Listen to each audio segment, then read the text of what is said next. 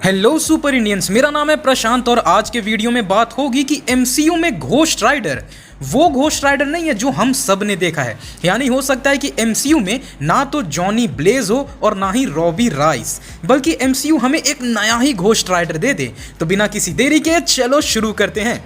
तो अभी कुछ वक्त पहले शी हल्क का ट्रेलर आया था और उस ट्रेलर में कुछ फैंस ने ये नोटिस कर लिया था कि ट्रेलर के इस सीन में पीछे जो पोस्टर है उसमें एक राइडर की तस्वीर बनी हुई है और उस पे उस राइडर का नाम भी लिखा हुआ है। अब उस नाम में जो लास्ट नेम है वो क्लियरली ब्लेज दिख रहा है, बट जो फर्स्ट नेम है उसके लेटर्स को अगर काउंट करोगे तो वो जॉनी नहीं बन रहा, क्योंकि जॉनी में एक लेटर ज्यादा है। तो अब सवाल आता है कि आखिर ये अब है कौन? तो मोस्ट प्रोबेबली गाइस ये जॉनी ब्लेज का भाई डैनी केच है, जो कि कॉमिक में खुद भी घोस्ट राइडर था और इनफैक्ट ये मिडनाइट सन्स की टीम में भी रहा था। तो आओ अब जानते हैं कि कौन है ये डैनी केच और क्या ये अपने जॉनी ब्लेज जितना कूल है या नहीं।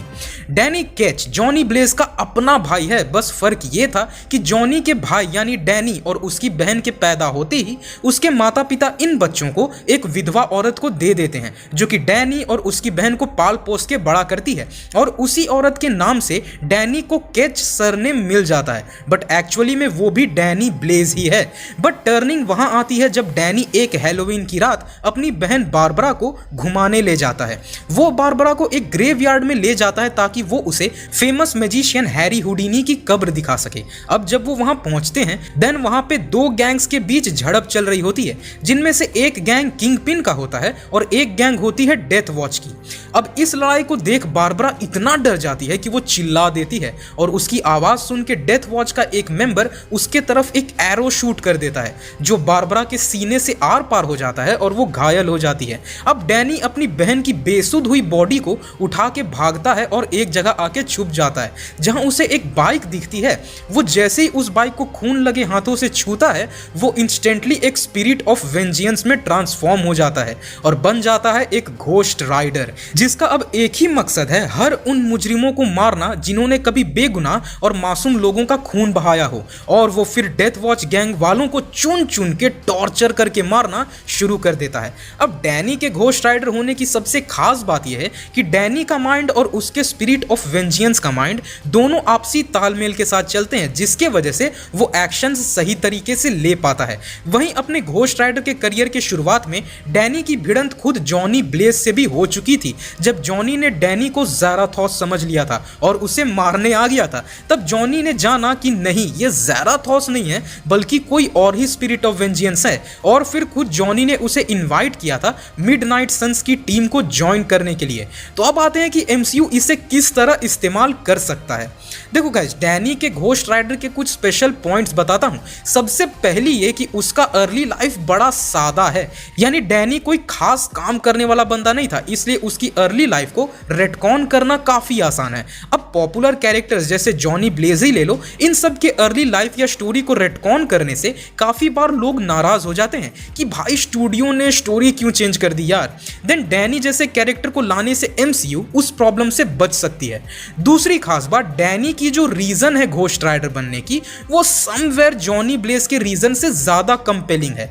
हाँ, हम जानते हैं कि जॉनी को धोखा दिया गया था तभी वो स्पिरिट ऑफ वेंजियंस बना, बट जॉनी के मुजरिमों के पीछे पड़ने की लॉजिक से ज्यादा सेंसिबल डैनी की स्टोरी है, कॉज उसने अपने आंखों के सामने अपनी बहन को घायल होते देखा था, जो कि बिल्कुल मासूम थी और उसका उन गैंग वॉर से कोई लेना देना भी नहीं था। तो रीजनेबलनेस के नाम पे डैनी का पलड़ा थोड़ा भारी है जॉनी से। अब इसका मतलब क्या, हमें एमसीयू में जॉनी ब्लेज नहीं दिखेगा? तो मैंने ऐसा तो बिल्कुल नहीं कहा गाइस। एमसीयू में जॉनी ब्लेज के दिखने के चांसेस बिल्कुल हैं, बिकॉज देखो भले आप दूसरे घोस्ट राइडर को भी ले आओ, बट जो नेम ऑफ घोस्ट राइडर है यानी जिसके नाम पे ही ये कैरेक्टर चमका था, वो तो ऑल टाइम जॉनी ब्लेज ही रहेगा। इनफैक्ट सभी घोस्ट राइडर्स में सिर्फ जॉनी ब्लेज ही एक ऐसा घोस्ट राइडर था जो कि हेल फायर नोवा मूव इस्तेमाल करना जानता था, और वो इस मूव से World War Hulk story line में हल्क को भी घुटने टेकवा दिया था।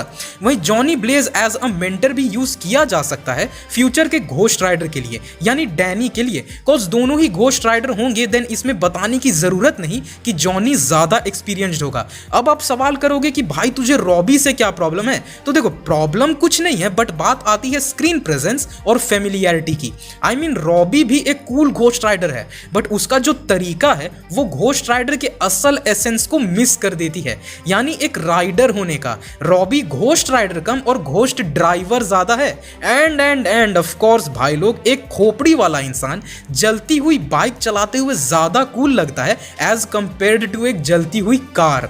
वहीं इस बात का एक सबूत भी है, पहली घोस्ट राइडर मूवी से ये कार्टर स्लेड और जॉनी की रेस सैन वेगेंजा गांव तक। तो जॉनी ब्लेस की जो नेम वैल्यू है ना, उसे एमसीयू को यूटिलाइज करनी ही चाहिए कुछ मूवीज तक, उसके बाद वो मेंटल को पास ऑन करवा सकते हैं डैनी के ऊपर। सो लेट्स सी कि अब एमसीयू में घोस्ट राइडर कौन होता है। बट इस बात से अब इतना तो कंफर्म है कि एमसीयू में जॉनी ब्लेज और डैनी ब्लेज दोनों एग्जिस्ट करते हैं, वो भी ऑफिशियली।